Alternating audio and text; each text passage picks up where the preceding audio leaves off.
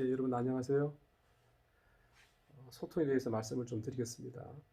소통은 무엇인가를 주고받는데 잘 통하는 겁니다. 그렇죠. 그 무엇인가가 사실은 의미, 뜻이 되겠죠. 말로 할 때는 또 말 속에 들어있는 의미, 뜻이 될 것이고, 글을 읽을 때는 글 속에 들어있는 의미, 글 속에 들어있는 의미라기보다는 보내는 사람, 쓴 사람의 의미, 또 읽는 사람의 의미, 말하는 사람의 의미, 듣는 사람의 의미 좀 다르겠죠. 뭐 그런 내용들은 추후 또 말씀을 드리겠습니다만은 그런 뜻을 서로 주고받으면서 그래 소통이 잘 되는 거죠. 우리가 보통 소통이 되지 않는 그런 예들이 어떤 경우를 이제 이야기를 많이 하냐면 직장에서 소통 문제 이야기 많이 하죠. 그 다음에 또 여러분 교차로 같은 데 있잖아요. 교통 체증이 심한 곳 서로 신호등은 켜졌는데 서로 또 가려고 하는 그런 방향이 다르고 서로 얽혀서 시간 안에 제대로 못 빠져나가고 소통이 잘 안 된다고 하죠. 보통 뭐 교통체증이라 말하는데 교통이 원활하지 않습니다. 교통 소통이 되지 않습니다. 그런 말 합니다. 소통이라는 말을 참 여러 곳에서 쓰고 있죠. 근데 교실에서의 소통도 중요하지 않겠습니까? 그런데 이 교실에서의 소통을 이야기할 때 뭐 사실은 학생과 교사 간에 이루어지는 소통을 우리가 주요 내용으로 볼 수 있지만 학생과 학생 간에 이루어지는 소통도 상당히 중요한 거거든요. 학교라는 곳, 교실이라는 곳에서 보면 학생과 학생 간의 소통이 상당히 중요합니다. 그런 소통을 통해서 학생들이 또 성장하는 거거든요. 우리가 상상하지 못할, 생각하지 못할 그런 내용들이 이루어질 수 있습니다. 교실 안에서도 이루어지겠지만 교실 밖에서도, 특히 요즘 같은 경우에는 온라인을 통해서도 이루어진다는 거죠. 그러면 학교라는 또는 교실이라는 그런 커뮤니케이션의 공간 속에 있는 또 다른 구성원인 교사들은 알고 있어야 되잖아요. 그런 상황을. 그래서 아는 것은 중요한 거죠. 그런데 알고 있는 것보다 더 중요한 것은 기본적으로 어떻습니까? 아마도 새로운 학기가 시작되었을 때 학생들과 선생님 간에 보이지 않는 공감대 형성, 선생님의 철학을 학생들과 공유하는 것들, 신념, 사상, 가치, 태도, 그런 공유하는 게 무척 중요할 거예요. 바꾸어서 말하면 선생님 입장에서는 학생들이 가지고 있는 기본적인 태도, 가치관, 신념을 공유하는 게 중요한 거죠.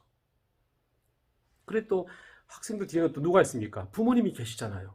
부모님의 교육관, 태도, 철학 중요한 거죠.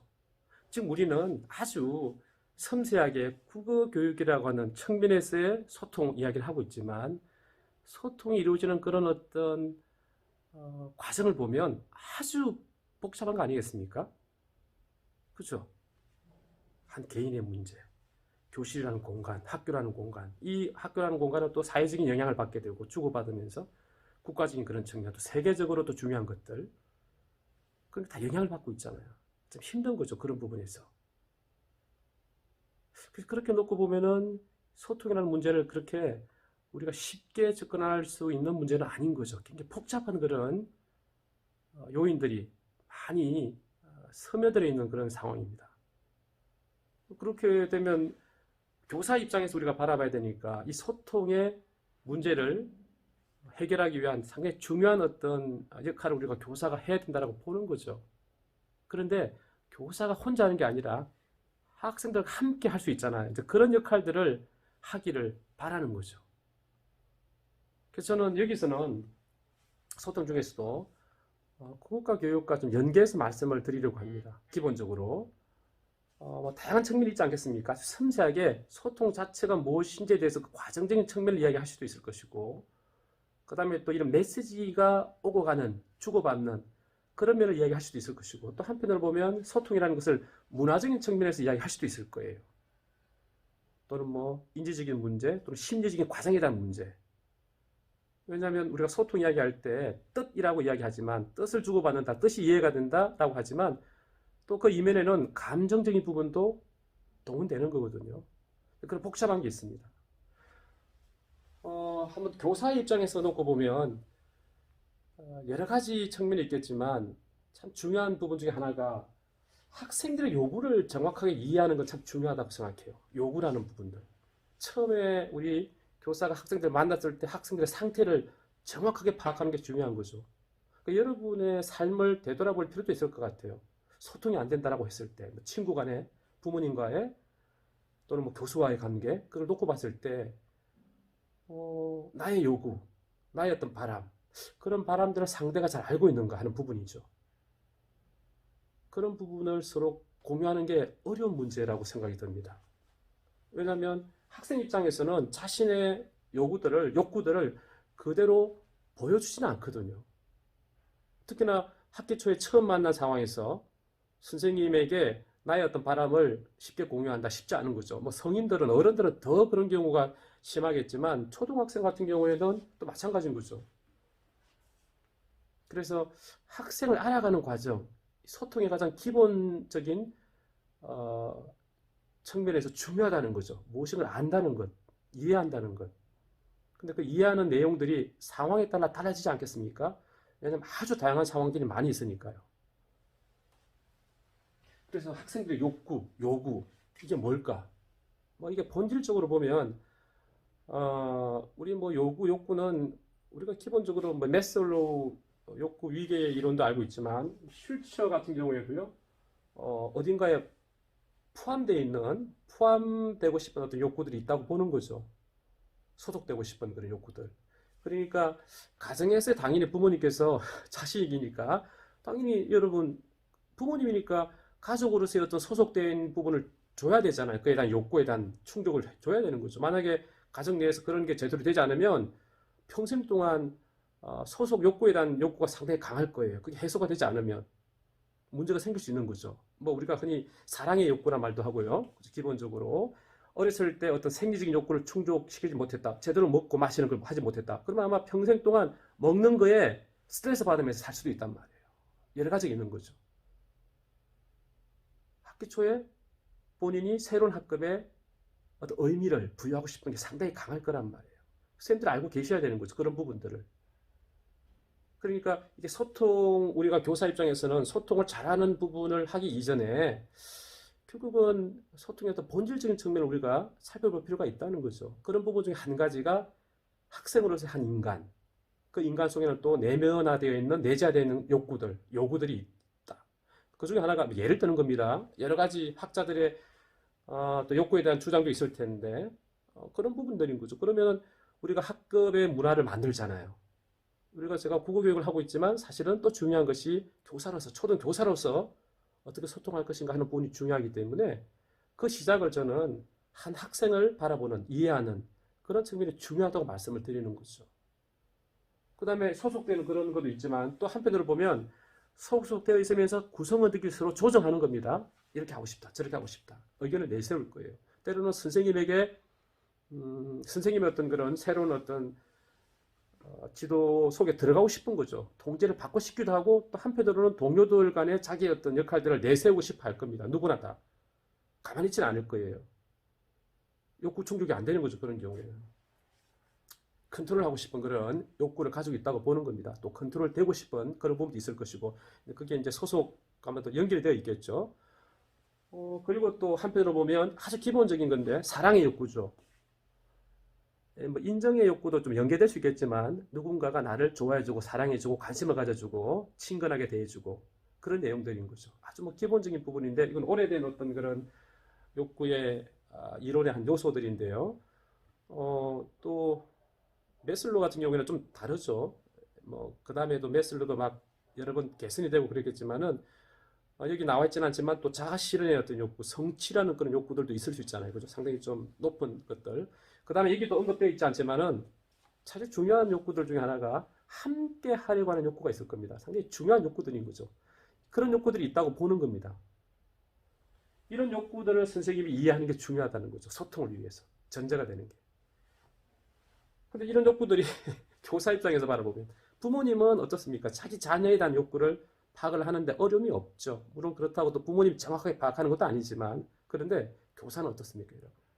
학생들의 요구가 개별성을 띠고 있잖아요. 다 다르단 말이죠. 여기서 어려움이 생기는 거예요. 일반화시키니까 뭉뚱그려서 통합해버리는 거죠. 교사 입장에서. 그렇게 되면 각 개별 학생들의 개별적인 특성의 요구를 파악하기가 힘든 거죠.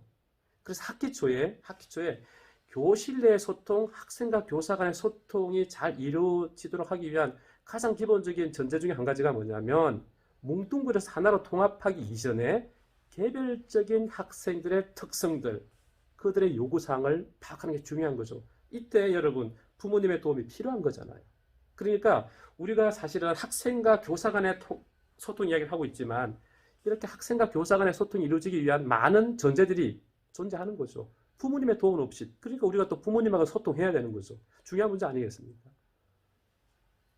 물론 또 여기서 교사가 아니라 선생님이 아니라 부모님의 입장도 마찬가지. 만약 부모님으로 바뀌었을 경우에도 마찬가지인 거죠.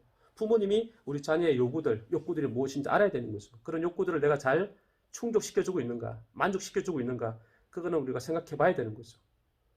왜냐하면 여기 또 나와 있지 않지만 여러분 안정의 욕구 있잖아요. 안정의 욕구. 인간이 원래 그렇지 않습니까? 불안하면 안 되는 거거든요. 학기 초에 왔는데 선생님을 딱 봤는데 얼굴이 자기가 생각하는 기본적인 스키마 배경지식에 딱 부합하는 얼굴인 거죠. 무섭다. 그럴 거야. 그렇게 짐작할 수 있잖아요.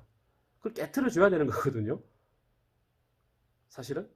그러면은 그 안정의 욕구가 충족되지 않은 경우에는 1년 동안 계속 선생님에 대한 불안감이 있는 거죠. 소통이 이루어지지 않을 거란 말이에요. 그러니까 그런 욕구들을 정확하게 파악하는 게 중요한 거죠. 부모님도 그렇고 가르치는 선생님도 마찬가지인 것이고. 그죠? 각 학생들 간에 이루어지는 뭐 소통은 또 다른 문제일 것이고, 그리고 뭐 선생님 입장에서는 학생과 학생 사이에서 이루어지는 그런 어떤 소통 과정을 면밀하게 또 파악하는 것도 무척 중요한 겁니다. 그건 선생님의 중요한 어떤 그런 힘이 되는 거죠. 그러면서 저는 이게 중요한 게 이제 조금 더 이제 좀 나와서 그런 과정에서 중요한 것이 학생들이 학교 내에서 하게 되는 언어적인 행위들, 그 다음에 선생님하고 대화를 나누는 상황에서 학생들이 말하게 되는 어떤 발화하는 그런 내용들, 그런 내용들을 보고 정확하게 이해하는 게 참 중요하다고 생각을 해요. 정확하게. 지금 우리가 보통 소통 이야기할 때는 수업 중에 선생님이 주고받는 말들, 메시지에 초점을 두고 있는데 메시지가 이루어지는 그 아주 제한되어 있는 소통도 중요하지만 조금 더 크게 보자는 거죠. 더 크게. 그러니까 수업 내에 이루어지는 그런 내용도 관심을 가지지만 교실 내에서 학생과 학생 사이에 이루어지는 것들도 관심을 가지고 또는 학생과 교사 간에 이루어지는 그런 대화들, 내용들을 지켜보면서 학생의 요구들을 파악하는 거죠. 그래서 이게 정확한 이해가 참 중요하다고 생각해요. 학생에 대한 정확한 이해. 그 다음에 아주 짧은 대화 속에서 이루어지는 상대방의 의미, 속에 묻어있는 의도들. 그런 것들을 정확하게 파악하는 게 중요한 거죠. 정확성. 이해하지 못하고 공감할 수는 없는 거예요. 그러면 진정성이 없는 공감이 되는 거예요. 그렇구나. 그래서 우리가 참 많이 강조하는 것이 경청을 많이 강조하잖아요. 경청하는 거. 그러니까 여기서 제가 강조하는 말이 뭐냐면 듣기예요. 듣기. 기본적으로. 깊이 있는 듣기인 거죠. 그냥 듣기가 아니라 깊이 있는 듣기.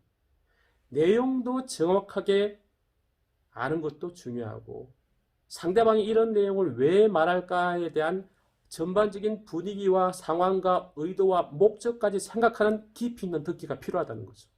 들어주는 거예요.